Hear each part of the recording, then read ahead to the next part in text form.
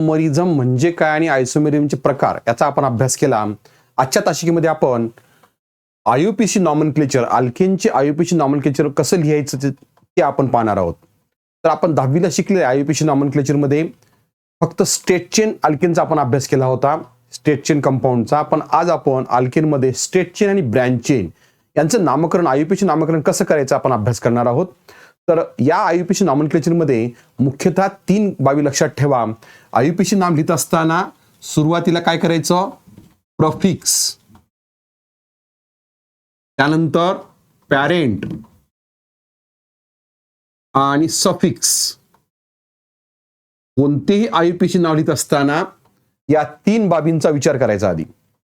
कारण पॅरेंट काय दर्शवतो? त्या हायड्रोकार्बन संयुगामध्ये असलेली कार्बनची संख्या. सफिक्स काय दर्शवतो? त्या संयुगामध्ये असलेला फंक्शनल ग्रुप. आणि प्रफिक्स काय दर्शवतो? त्या संयुगामध्ये असलेला इतर घटक सबस्टिट्यूएंट कोणता आहे तो दर्शवतो. म्हणून या तिन्ही बाबींचा विचार आपल्या आयुपीसी नाममध्ये झाला पाहिजे. तर आयुपीसी नामचं लॉंग फॉर्म काय? International union of pure and applied chemistry असा याचा लॉंग फॉर्म आहे. तर हे नाव लिहित असताना मुख्यतः 3 ते 4 बाबींचा किंवा नियमांचा विचार केला जातो. सुरुवातीला अगोदर कार्बनची लॉंगेस्ट चेन सिलेक्ट करायची, त्यानंतर कार्बनची संख्या मोजायची, त्या संख्येवरून पॅरेंट नेम म्हणजे अल्केनचं नेम कन्सिडर करायचं. 1 कार्बन असेल तर मिथ लिहायचं, 2 असतील तर ईथ, 3 असेल तर प्रोप, 4 असतील तर ब्यूट, 5 कार्बन असतील तर पेंट, 6 कार्बन असतील तर हेक्स, 7 असतील तर हेप्ट. या पद्धतीने कार्बनच्या संख्येवरून पॅरेंटचं नाव लिहायचं. त्यानंतर त्यामध्ये असलेला जो सफिक्स आहे, कोणता फंक्शन ग्रुप आहे त्याचं नाव लिहायचं आणि कोणता इतर घटक जोडलेला आहे. तर सुरुवातीला चेन सिलेक्ट केली, सिलेक्ट केल्यानंतर त्यामध्ये किती कार्बन आहेत ते मोजायचे, त्यावरून पॅरेंट नेम लिहायचं अल्केनचं नाव आणि नंतर कार्बनच्या चेनला अशी नंबरिंग द्यायची की ज्या ठिकाणी ब्रँच कार्बन आहे त्याला कमीत कमी नंबर यावा. त्यानंतर त्या ब्रँचला कोणता सबस्टिट्यूएंट जोडलेला आहे त्याचं प्रफिक्स नावाच्या अगोदर नंबर आणि नाव लिहायचं. पहा तर कसं लिहायचं एक उदाहरण पहा. इथं या ठिकाणी पहा, पहिल्या उदाहरणामध्ये किती कार्बन आहेत? 1 2 3 4 5 6. अल्केनचं नाव काय येईल? 6 असेल तर हेग्स नाव काय येईल? हेग्स. बरोबर आहे. किती कार्बन आहेत? 1 2 3 4 5 6 म्हणून याचं नाव काय येईल? हेग्स. या ठिकाणी कोणती ब्रँच आहे का? नाही, स्ट्रेट चेन आहे. बरोबर आहे.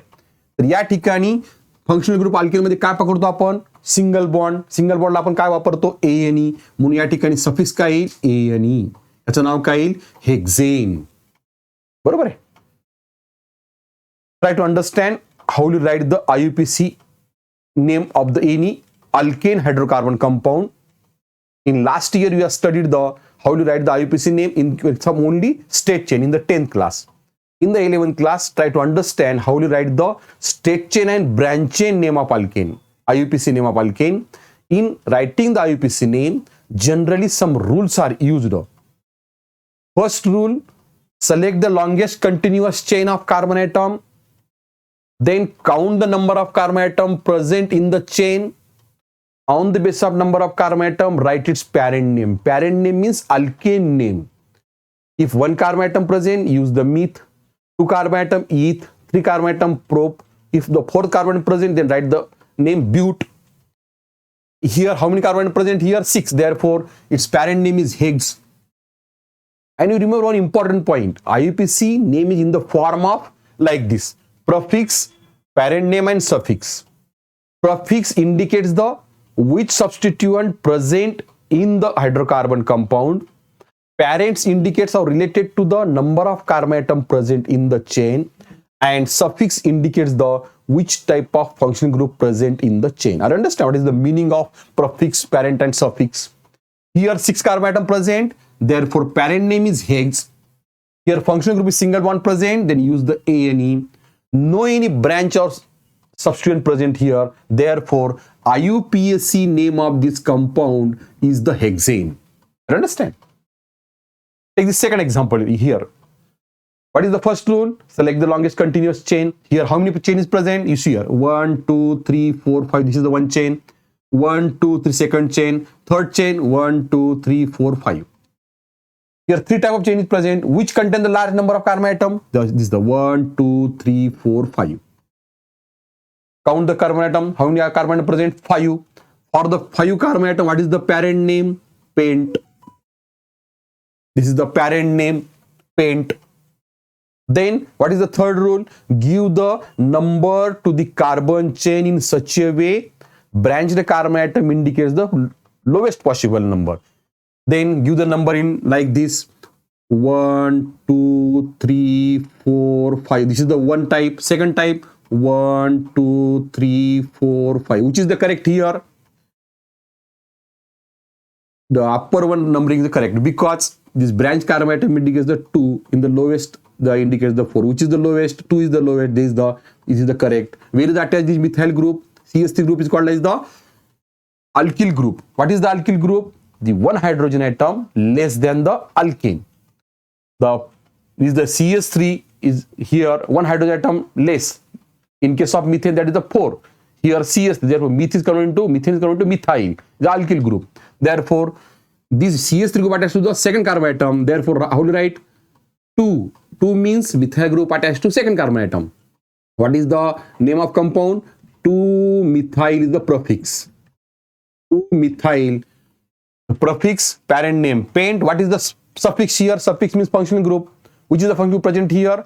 Single bond. Therefore, in case of single bond, use the ANE. Name of compound is the 2-methyl pentane.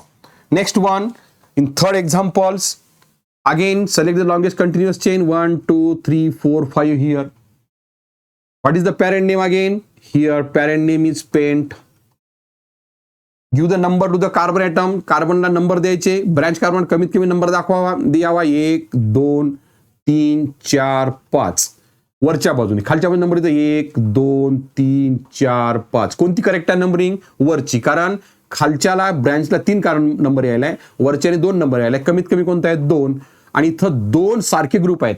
Whenever the 2 same group is present as a substituent in the chain, then use the word di, prefix di.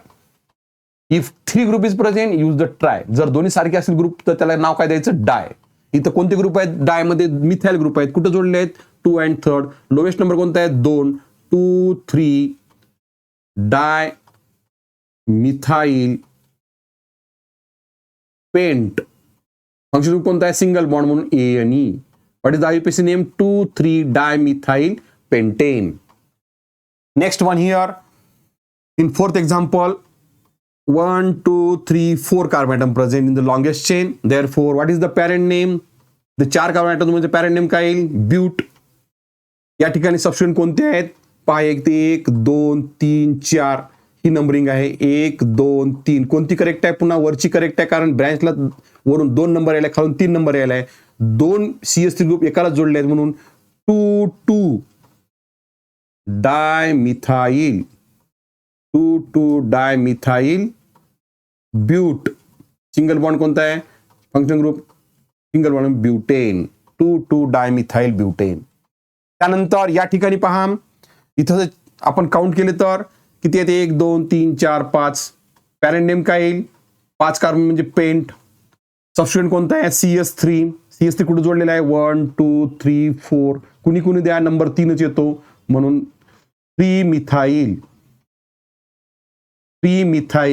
Paint. Functional group कोणता आहे? ANE single bond 3-methyl pentane. हे 5ही आपण उदाहरण पाहिले.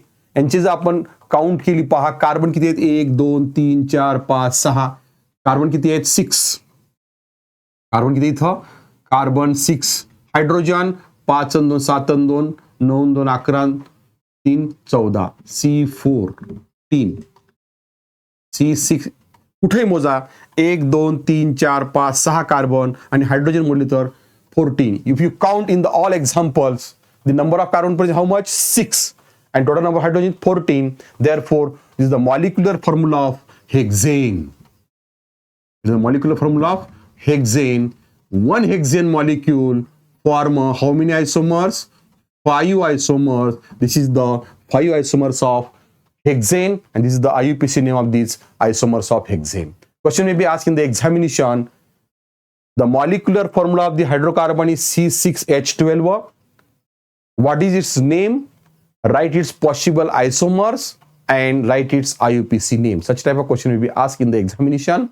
And in the NEET, the one example is given. Identify the isomers of the molecule or write the IUPAC of the following compounds. असाही प्रकारचा प्रश्न परीक्षेला येऊ शकतो. आपण अजून प्रॅक्टिससाठी दुसरे अजून दोन उदाहरण घेऊ. पहा, CH3, CH, CH2, CH3, CH3 या ठिकाणी याचा आयुपीसी नाव काय येईल? मग आता पहा, लॉंगेस्ट चेन कशी येईल? 1 2 3 ही एक चेन आहे, 1 2 3 4 ही एक चेन आहे, 1 2 3 4 अशी चेन आपण सिलेक्ट करू. 1 2 3 4 किती कार्बन आहे? 4. How many carbon present in the chain? 4. Therefore, what is the parent name? Bute. 4 means bute. Then give the number to the chain. त्याला नंबरिंग द्यायची. आपण कुणी कोण देऊ नंबरिंग याला? इखून देऊ. 1 2 3 4 ही एक टाईप आहे. दुसरी 1 2 3 4 कोणती करेक्ट आहे?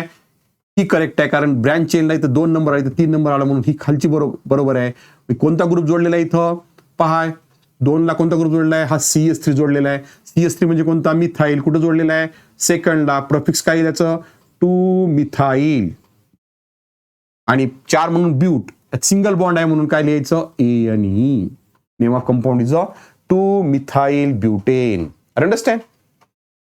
Next example.